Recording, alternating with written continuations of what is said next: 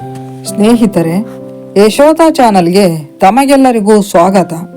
ಮಹಾಭಾರತ ಕಥಾಮೃತ ಸತಿ ಸಾವಿತ್ರಿಯ ಕಥೆಯ ಮುಂದುವರೆದ ಭಾಗ ನೋಡೋಣ ಬನ್ನಿ.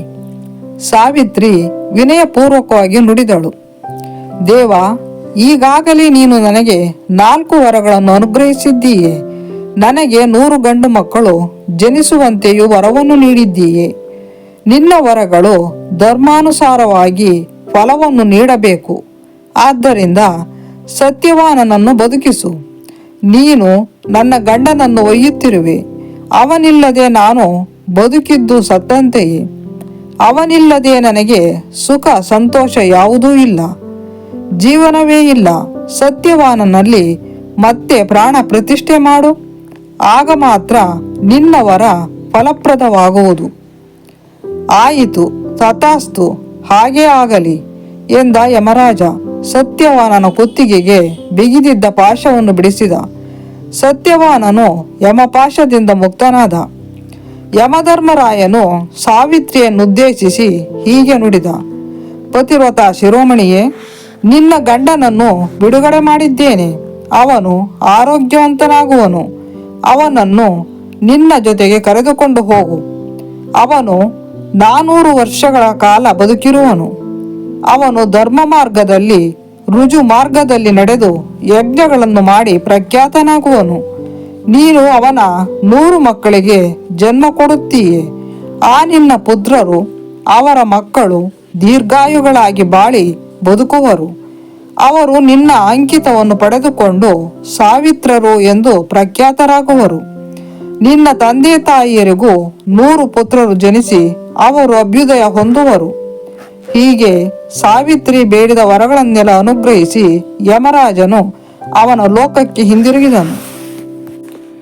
ಸಾವಿತ್ರಿ ತನ್ನ ಗಂಡನು ಮಲಗಿದ್ದ ಜಾಗಕ್ಕೆ ಬಂದಳು. ಗಂಡನ ತಲೆಯನ್ನು ತೊಡೆಯ ಮೇಲಿರಿಸಿಕೊಂಡಳು. ಸತ್ಯವಾನನಿಗೆ ಪ್ರಜ್ಞೆ ಬಂತು. ನಿದ್ದೆಯಿಂದ ಎಚ್ಚರಗೊಳ್ಳುವವರಂತೆ ಅವನು ಎಚ್ಚರಗೊಂಡ. ದೂರದ ಊರಿಗೆ ಪಯಣ ಹೋಗಿ ಹಿಂದಿರುಗಿದವರಂತೆ ಮುಗುಳ್ನಗುತ್ತಾ ಸಾವಿತ್ರಿಯತ್ತ ನೋಡಿದ. ಬಹಳ ಹೊತ್ತು ಮಲಗಿಬಿಟ್ಟೆ, ನೀನೇಗೆ ಎಬ್ಬಿಸಲಿಲ್ಲ ಎಂದು ಕೇಳಿದ. ಸಾವಿತ್ರಿ, ನನ್ನನ್ನು ಎಳೆದುಕೊಂಡು ಹೋದ ಆ ದೈತ್ಯಾಕಾರದ ಕರಾಳ ವ್ಯಕ್ತಿಯಲ್ಲಿ ಎಂದು ಪ್ರಶ್ನಿಸಿದ. ಸಾವಿತ್ರಿ ಹೇಳಿದಳು, ಹೌದು ಸ್ವಾಮಿ, ಸ್ವಲ್ಪ ಹೆಚ್ಚು ನಿದ್ದೆ ಮಾಡಿದಿರಿ. ಎಲ್ಲ ಜೀವಿಗಳನ್ನು ಹತೋಟಿಯಲ್ಲಿಟ್ಟುಕೊಳ್ಳುವ ಯಮನು ಹೊರಟು ಹೋದ. ನಿದ್ದೆಯಾಯಿತಲ್ಲ, ನಾವಿನ್ನು ಹೊರಡೋಣವೇ? ರಾತ್ರಿ ಬಹಳ ಹೊತ್ತಾಗಿದೆ. ಸತ್ಯವಾನ ಚೈತನ್ಯದಾಯಕ ನಿದ್ದೆಯಿಂದ ಏಳುವಂತೆ ಎದ್ದು ನಿಂತ. ಸುತ್ತಲೂ ಕಣ್ಣಾಡಿಸಿ ನುಡಿದ, ಸಾವಿತ್ರಿ, ಹಣ್ಣು ಹಂಪಲು ಮತ್ತು ಸೌದೆಗಾಗಿ ನಾನು ನಿನ್ನೊಡನೆ ಕಾಡಿಗೆ ಬಂದೆ. ಸೌದೆ ಕಡಿಯುತ್ತಿದ್ದಾಗ ವಿಪರೀತ ತಲೆನೋವು ಬಂತು. ನನ್ನಿಂದ ನಿಲ್ಲಲೂ ಆಗದೆ ಮಲಗಿಬಿಟ್ಟೆ. ನಿನ್ನ ತೊಡೆಯ ಮೇಲೆ ತಲೆ ಇಟ್ಟೆ, ಅಷ್ಟೇ ನನಗೆ ನೆನಪಿರುವುದು. ನನ್ನ ಸುತ್ತಲೂ ಕತ್ತಲು ಆವರಿಸಿತು. ನಂತರ ಕಪ್ಪಾಗಿರುವ ತೇಜಪುಂಜನಾದ ವ್ಯಕ್ತಿಯೊಬ್ಬ ಕಾಣಿಸಿಕೊಂಡ. ಯಾರವನು ನಿನಗೆ ಗೊತ್ತೇ? ಅದು ನಿಜವೇ ಅಥವಾ ಕನಸೇ? ಗಾಢಾಂಧಕಾರದ ರಾತ್ರಿ ನಡೆದುದೆಲ್ಲವನ್ನು ನಾಳೆ ನಾನು ನಿಮಗೆ ತಿಳಿಸುತ್ತೇನೆ. ಈಗ ಹೇಳಿ ಹೊರಡೋಣ. ದೈವ ನಿಮ್ಮನ್ನು ಕಾಪಾಡಲಿ. ಅತ್ತೆ ಮಾವ ಇರುವಲ್ಲಿಗೆ ಹೋಗೋಣ. ವನಪಾಲಕರು ಸುಳಿದಾಡುತ್ತಿರುವ ಸದ್ದು ನಿಮಗೆ ಕೇಳಿಸುತ್ತಿರಬಹುದು. ಕಾಡು ಪ್ರಾಣಿಗಳು ವಿಚಿತ್ರವಾಗಿ ಅರಚುತ್ತಿವೆ. ನರಿಗಳು ಊಳಿಡುತ್ತಿವೆ. ನಡೆಯಿರಿ, ಆಶ್ರಮಕ್ಕೆ ಹೋಗೋಣ ಎಂದಳು ಸಾವಿತ್ರಿ. ಕತ್ತಲು ಗಾಢಾಂಧಕಾರವು ಭಯ ಹುಟ್ಟಿಸುವಂತಿದೆ. ದಾರಿ ಕಾಣಿಸುತ್ತಿಲ್ಲ, ಹೋಗಲಾಗದು ಎಂದ ಸತ್ಯವಾನ. ಕಾಡಿನ ಬೆಂಕಿ ಉರಿಯುತ್ತಿದೆ. ಗಾಳಿ ಬೀಸಿದಾಗ ಬೆಂಕಿ ಪ್ರಜ್ವಲಿಸಿ ಬೆಳಕಾಗುತ್ತದೆ. ನೀವು ತೊಂದರೆ ಪಡಬೇಕಿಲ್ಲ. ನಿಮ್ಮಿಂದ ನಡೆಯಲು ಸಾಧ್ಯವಾಗದಿದ್ದರೆ ರಾತ್ರಿಯನ್ನು ಇಲ್ಲೇ ಕಳೆಯೋಣ. ಬೆಳಗಾದ ಕೂಡಲೇ ದಾರಿ ಕಾಣುತ್ತದೆ, ಹೊರಡಬಹುದು ಎಂದಳು ಸಾವಿತ್ರಿ. ಸತ್ಯವಾನ ಹೇಳಿದ, ಸಾವಿತ್ರಿ, ಈಗ ತಲೆನೋವು ವಾಸಿಯಾಗಿದೆ. ಕಾಲುಗಳಿಗೆ ಶಕ್ತಿ ಬಂದಂತಾಗಿದೆ. ನಿನಗೆ ಒಪ್ಪಿಗೆ ಇದ್ದರೆ ಹೊರಡೋಣ. ಅಪ್ಪ ಅಮ್ಮ ಹೇಗಿದ್ದಾರೋ ಹೋಗಿ ನೋಡೋಣ. ನಾನು ಎಂದೂ ಇಷ್ಟೊಂದು ತಡವಾಗಿ ಆಶ್ರಮಕ್ಕೆ ಹೋಗಿದ್ದಿಲ್ಲ. ಮುಸ್ಸಂಜೆಗೆ ಮೊದಲೇ ಅಮ್ಮ ನನ್ನನ್ನು ಹೊರಗೆ ಹೋಗದಂತೆ ತಡೆಯುತ್ತಿದ್ದಳು. ಬೆಳಗಿನ ಹೊತ್ತು ಎಷ್ಟೋ ವೇಳೆ ಅಮ್ಮ ಆಶ್ರಮವಾಸಿಗಳೊಂದಿಗೆ ನನ್ನನ್ನು ಹುಡುಕಿಕೊಂಡು ಬರುತ್ತಿದ್ದಳು. ಮನೆಗೆ ಹೋದದ್ದೇ, ಮಗು ಏಕಿಷ್ಟು ತಡವಾಗಿ ಬಂದೆ ಎಂದು ಆತಂಕದಿಂದ ವಿಚಾರಿಸುತ್ತಿದ್ದಳು. ನನ್ನಿಂದಾಗಿ ಅವರು ಎಷ್ಟೆಲ್ಲ ವೇದನೆ ಪಟ್ಟರೆಂಬುದು ನನಗೆ ಗೊತ್ತು. ಒಂದು ರಾತ್ರಿ ನನ್ನ ಪ್ರೀತಿಯ ಅಪ್ಪ ಅಮ್ಮ ಹೇಳಿದರು, ಮಗು, ನೀನಿಲ್ಲದೆ ಒಂದು ಕ್ಷಣವು ನಮ್ಮಿಂದ ಬದುಕಲಾಗದು. ನಾವು ಅಂದರು, ನೀನೇ ನಮಗೆ ಊರುಗೋಲು, ಮರಣಾನಂತರ ನೀನೇ ನಮಗೆ ಪಿಂಡ ಪ್ರದಾನ ಮಾಡಬೇಕು. ನಮ್ಮ ವಂಶವನ್ನು ಮುಂದುವರಿಸಬೇಕು, ಅದರ ಕೀರ್ತಿ ಬೆಳಗಿಸಬೇಕು. ರಾತ್ರಿ ಅವರೆಷ್ಟು ವೇದನೆಯನ್ನು ಅನುಭವಿಸಿದ್ದಾರೋ. ನನ್ನ ಹಾಳು ನಿದ್ದೆಯಿಂದಾಗಿ ಅವರು ತೀವ್ರ ಆತಂಕ ಪಡುವಂತಾಯಿತು. ಅವರಿಗೇನಾದರೂ ಆಗಿದ್ದರೆ ನಾನು ಒಂದು ಕ್ಷಣವೂ ಬದುಕಿರಲಾರೆ. ನನ್ನ ತಂದೆ ಈ ವೇಳೆಗೆ ಆಶ್ರಮದಲ್ಲಿ ಎಲ್ಲರನ್ನೂ ನನ್ನ ಬಗ್ಗೆ ವಿಚಾರಿಸಿರಬೇಕು. ನನಗೆ ಅವರ ಒದ್ದಾಟ ಕಲ್ಪಿಸಿಕೊಂಡು ದುಃಖವಾಗುತ್ತಿದೆ. ಅವರಿಗೆ ನಾನೊಬ್ಬನೇ ಮಗ, ಅವರನ್ನು ನೋಡಿಕೊಳ್ಳುವುದು ನನ್ನ ಕರ್ತವ್ಯ ಎಂದು ಸತ್ಯವಾನ ತನ್ನ ಅಳಲನ್ನು ತೋಡಿಕೊಂಡು ಕಣ್ಣೀರಿಟ್ಟ. ದುಃಖತಪ್ತನಾದ ಗಂಡನ ಕಣ್ಣೀರನ್ನು ಒರೆಸಿದ ಸಾವಿತ್ರಿ ದೇವರಲ್ಲಿ ಪ್ರಾರ್ಥಿಸಿಕೊಂಡಳು. ನಾನು ಸಣ್ಣ ಪುಟ್ಟ ವ್ರತಾಚರಣೆ ತಪಸ್ಸುಗಳನ್ನು ಮಾಡಿದ್ದಲ್ಲಿ, ಸ್ವಲ್ಪವಾದರೂ ದಾನ ಧರ್ಮ ಮಾಡಿದ್ದಲ್ಲಿ, ಸತ್ಕಾರ್ಯ ಮಾಡಿದ್ದಲ್ಲಿ ಈ ರಾತ್ರಿಯು ನನ್ನ ಅತ್ತೆ ಮಾವಂದಿರಿಗೆ ಮತ್ತು ನನ್ನ ಪತಿಗೆ ಮಂಗಳಕರ ರಾತ್ರಿಯಾಗಲಿ. ನಾನು ಬಾಯಿ ತಪ್ಪಿಯೂ ಸುಳ್ಳು ಹೇಳಿದ ನೆನಪಿಲ್ಲ. ನಾನು ಸದಾ ಪಾಲಿಸುವ, ಸೇವಿಸುವ ಸತ್ಯನಿಷ್ಠೆ ನನ್ನ ಅತ್ತೆ ಮಾವಂದಿರನ್ನು ಕಾಪಾಡಲಿ. ಸತ್ಯವಾನ ನುಡಿದ. ಅನುಚಿತವಾದದ್ದು ಏನಾದರೂ ಸಂಭವಿಸುವ ಮುನ್ನ ತಂದೆ ತಾಯಿಯರನ್ನು ನೋಡುವ ಹಂಬಲ ನನಗೆ. ನೀನು ಧರ್ಮನಿಷ್ಠಳಾಗಿದ್ದಲ್ಲಿ, ನಾನು ಬದುಕಬೇಕು ಎಂದು ನೀನು ಬಯಸುವುದಾದಲ್ಲಿ, ನನ್ನ ಮನಸ್ಸಂತೋಷಪಡಿಸುವ ಇಚ್ಛೆ ನಿನಗಿದ್ದಲ್ಲಿ ಬಾ, ನಾವಿನ್ನು ಹೊರಡೋಣ, ಆಶ್ರಮಕ್ಕೆ ಧಾವಿಸಿ ಹೋಗೋಣ. ಸಾವಿತ್ರಿ ಎದ್ದು ನಿಂತು ಕೂದಲು ಗಂಟು ಹಾಕಿಕೊಂಡಳು. ಕೈ ಹಿಡಿದು ಗಂಡನಿಗೆ ನೆರವಾದಳು. ಸತ್ಯವಾನ್ ಮೈಮೇಲಿನ ಧೂಳು ಕೊಡವಿಕೊಂಡು ಸುತ್ತಲೂ ಕಣ್ಣಾಡಿಸಿದ. ಸಾವಿತ್ರಿ ಹೇಳಿದಳು, ಹಣ್ಣಿನ ಬುಟ್ಟಿ ಇಲ್ಲೇ ಇರಲಿ, ನಾಳೆ ಬಂದು ಒಯ್ಯಬಹುದು. ಕೊಡಲಿ ಬೇಕಾಗಬಹುದು, ಅದನ್ನು ನಾನು ತರುತ್ತೇನೆ. ಸಾವಿತ್ರಿ ಹಣ್ಣಿನ ಬುಟ್ಟಿಯನ್ನು ಮರವೊಂದರ ಕೊಂಬೆಗೆ ನೇತು ಹಾಕಿದಳು. ಕೊಡಲಿಯನ್ನು ಎತ್ತಿಕೊಂಡು ಹೆಗಲಿಗೇರಿಸಿದಳು. ಗಂಡನ ಬಲಗೈ ಹಿಡಿದು ಹೆಜ್ಜೆ ಹಾಕಿದಳು. ಅವರು ನಿಧಾನವಾಗಿ ನಡೆಯುತ್ತಿದ್ದರು. ಸತ್ಯವಾನ ಎಡಗೈಯನ್ನು ಸಾವಿತ್ರಿಯ ಭುಜದ ಮೇಲಿರಿಸಿದ್ದ. ಸಾವಿತ್ರಿ, ನಿನ್ನದು ಬೀರು ಸ್ವಭಾವ, ಹೆದರಬೇಡ. ಅಭ್ಯಾಸ ಬಲವೇ ದಾರಿ ತೋರುತ್ತದೆ. ಮರಗಳ ರೆಂಬೆ ಕೊಂಬೆಗಳಿಂದ ನುಸುಳಿ ಬರುವ ತಿಂಗಳ ಬೆಳಕು ದಾರಿ ತೋರುತ್ತದೆ. ಇದೇ ದಾರಿಯಲ್ಲಿ ಬಂದು ಹಿಂದೆಲ್ಲ ನಾವು ಹಣ್ಣು ಕಿತ್ತಿರುವುದುಂಟು. ನೇರ ನಡಿ, ಅಗ್ನಿ ವೃಕ್ಷದ ತೋಪು ಇದೆಯಲ್ಲ, ಅಲ್ಲಿ ದಾರಿ ಕವಲೊಡೆಯುವುದು.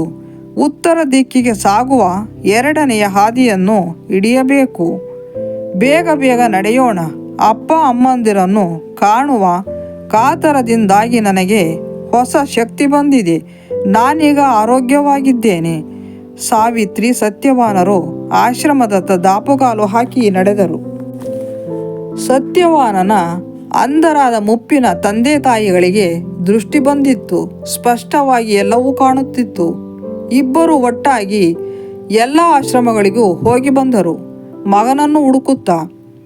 ಆಶ್ರಯದಾಣಗಳು, ವನಪ್ರದೇಶ, ನದಿ, ಹೀಗೆ ಕಾಡು ಮೇಡು ಅಲೆದು ಮಗನಿಗಾಗಿ ಹುಡುಕಾಡಿದರು. ಸ್ವಲ್ಪ ಸದ್ದಾದರೂ ಅದು ಸತ್ಯವಾನನ ಹೆಜ್ಜೆಯ ಸಪ್ಪಳವೇನೋ ಎಂದು ಕಿವಿ ನಿಮಿರಿಸಿ ನಿಲ್ಲುತ್ತಿದ್ದರು. ಅಲೆದು ಅಲೆದು ಕಾಲುಗಳು ನೋಯತೊಡಗಿದವು. ಕಲ್ಲು ಮುಳ್ಳು ಚುಚ್ಚಿ ಕಾಲುಗಳಿಗೆ ಗಾಯಗಳಾದವು. ಹತ್ತಿರದಲ್ಲಿ ವಾಸವಿದ್ದ ಬ್ರಾಹ್ಮಣರು ವೃದ್ಧ ದಂಪತಿಗಳನ್ನು ಸಂತೈಸುವ ಪ್ರಯತ್ನ ಮಾಡಿದರು. ವೃದ್ಧ ದಂಪತಿಗಳು ಸತ್ಯವಾನ ಬಾಲಕನಾಗಿದ್ದಾಗ ನಡೆದ ಘಟನೆಗಳನ್ನು ನೆನಪು ಮಾಡಿಕೊಂಡರು. ಮಗು ಎಲ್ಲಿದ್ದೀಯೇ? ಮಗಳೇ ಸಾವಿತ್ರಿ ಎಲ್ಲಿದ್ದೀಯಾ? ಬೇಗ ಬರಬಾರದೆ ಎಂದು ಗೋಳಾಡಿದರು. ಸುವರ್ಚಸ ಎಂಬ ಬ್ರಾಹ್ಮಣನೊಬ್ಬ ವೃದ್ಧ ದಂಪತಿಗಳನ್ನು ಸಮಾಧಾನಪಡಿಸುತ್ತಾ ಹೇಳಿದ, ಸಾವಿತ್ರಿ ಎಷ್ಟೊಂದು ವ್ರತಗಳನ್ನು ಮಾಡಿದ್ದಾಳೆ. ಅವಳು ಎಂಥ ನಿಯಮನಿಷ್ಠಳು, ಸಂಯಮಿ. ನಿಶ್ಚಯವಾಗಿಯೂ ಸತ್ಯವಾನನು ಜೀವಂತವಾಗಿದ್ದಾನೆ, ಅವನಿಗೇನೂ ಆಗಿಲ್ಲ. ಗೌತಮ ಋಷಿಗಳು ಹೇಳಿದರು, ನಾನು ಕಠೋರವಾದ ತಪಸ್ಸನ್ನು ಆಚರಿಸಿದ್ದೇನೆ, ವ್ರತಗಳನ್ನು ಮಾಡಿದ್ದೇನೆ, ವೇದಾಧ್ಯಯನ ಮಾಡಿದ್ದೇನೆ, ಬ್ರಹ್ಮಚರ್ಯ ಪಾಲಿಸುತ್ತಿದ್ದೇನೆ, ಅಗ್ನಿ ಆರಾಧನೆ ಮಾಡಿದ್ದೇನೆ, ಹಿರಿಯರನ್ನು ಗೌರವಿಸಿದ್ದೇನೆ, ಯಾರು ಏನೇನು ಮಾಡಬಲ್ಲರು ಎಂಬುದನ್ನು ತಿಳಿಯುವಂಥ ಸನ್ಯಾಸಿಯ ಅರ್ಹತೆಯನ್ನು ಪಡೆದಿದ್ದೇನೆ. ನಾನು ಹೇಳುತ್ತೇನೆ ಕೇಳಿ, ಸತ್ಯವಾನನಿಗೆ ಏನೂ ಅಪಾಯವಾಗಿಲ್ಲ, ಅವನು ಚೆನ್ನಾಗಿದ್ದಾನೆ. ಉಳಿದ ಬ್ರಾಹ್ಮಣರು ಹೀಗೆಯೇ ಸತ್ಯವಾನ ಮತ್ತು ಸಾವಿತ್ರಿಗೆ ಏನೂ ಆಗಿಲ್ಲ, ಅವರು ಕ್ಷೇಮವಾಗಿ ಹಿಂದಿರುಗುವರು ಎಂದು ಸಾಂತ್ವನ ಹೇಳಿದರು. ಈ ಮಾತುಗಳು ವೃದ್ಧ ದಂಪತಿಗಳಲ್ಲಿ ಕೊಂಚ ಧೈರ್ಯವನ್ನು ತಂದಿತು. ದ್ಯುಮತ್ಸೇನನು ಋಷಿಗಳು ಹಾಗೂ ಬ್ರಾಹ್ಮಣರು ಆಡಿದ ಮಾತುಗಳನ್ನೇ ಮೆಲುಕು ಹಾಕುತ್ತಿದ್ದಂತೆ ಸಾವಿತ್ರಿಯು ಗಂಡನೊಂದಿಗೆ ಬಂದಳು. ಬ್ರಾಹ್ಮಣರೆಲ್ಲ ಬೇಳ ಸ್ವರದಲ್ಲಿ ಸಂಭ್ರಮದಿಂದ ನುಡಿದರು. ನೋಡಿ ನೋಡಿ, ಸತ್ಯವಾನ ಸಾವಿತ್ರಿ ಬಂದರು, ಯುವ ದಂಪತಿಗಳು ಬಂದರು. ದ್ಯುಮತ್ಸೇನ, ನಿನ್ನ ಅದೃಷ್ಟ ಚೆನ್ನಾಗಿದೆ, ಒಳ್ಳೆಯ ದಿನಗಳನ್ನು ಕಾಣುತ್ತೀಯೇ, ಏಕಿಷ್ಟು ತಡವಾಯಿತು ಎಂದು ಎಲ್ಲರೂ ಅವರನ್ನು ಕೇಳುವವರೇ. ನಿನ್ನ ತಂದೆ ತಾಯಿಗಳು ಎಷ್ಟು ಗಾಬರಿಯಾಗಿದ್ದರು ಗೊತ್ತೇ, ಎಷ್ಟೆಲ್ಲ ವ್ಯಥೆಪಟ್ಟರು, ಏಕಿಷ್ಟು ತಡ ಮಾಡಿದಿರಿ ಎಂದು ಸತ್ಯವಾನನಿಗೆ ಪ್ರಶ್ನೆಗಳ ಸುರಿಮಳೆ ಕರೆದರು. ಸತ್ಯವಾನ ಎಲ್ಲರಿಗೂ ಸಮಾಧಾನ ಹೇಳಿದ. ತಂದೆಯ ಅನುಮತಿಯಿಂದಲೇ ಕಾಡಿಗೆ ಹೋದೆ. ಅಲ್ಲಿ ಸೌದೆ ಕಡಿಯುತ್ತಿದ್ದಾಗ ಹಠಾತ್ತನೆ ತಲೆನೋವು ಪ್ರಾರಂಭವಾಯಿತು. ಸಹಿಸಲಾಗದೆ ಮಲಗಿದೆ. ನಿದ್ದೆ ಬಂದು ಬಿಟ್ಟಿತು. ಇಷ್ಟೇ ನನಗೆ ಗೊತ್ತಿರುವುದು. ಎಚ್ಚರವಾದದ್ದೇ ಇಬ್ಬರು ಓಡೋಡುತ್ತಾ ಬಂದೆವು. ಅಪ್ಪ ಅಮ್ಮ ಗಾಬರಿಯಾಗಿರುತ್ತಾರೆಂದು ನಮಗೂ ಆತಂಕವಾಯಿತು. ಗೌತಮರು ಹೇಳಿದರು, ಸತ್ಯವಾನ, ನಿನ್ನ ತಂದೆ ತಾಯಿಗಳಿಗೆ ಹಠಾತ್ತನೆ ದೃಷ್ಟಿ ಬಂದಿದೆ. ಇದು ಹೇಗಾಯಿತು ಎಂದು ನಿನಗೆ ಗೊತ್ತಿರಲಿಕ್ಕಿಲ್ಲ.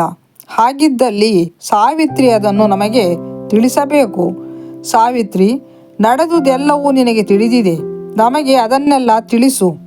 ನೀನು ದೇವತೆ ಸಾವಿತ್ರಿಯಂತೆಯೇ ಪ್ರಕಾಶಮಾನಳು. ಅದನ್ನೆಲ್ಲ ನಮಗೆ ತಿಳಿಸಬಹುದು ಎನ್ನುವುದಾದಲ್ಲಿ ದಯಮಾಡಿ ಹೇಳು.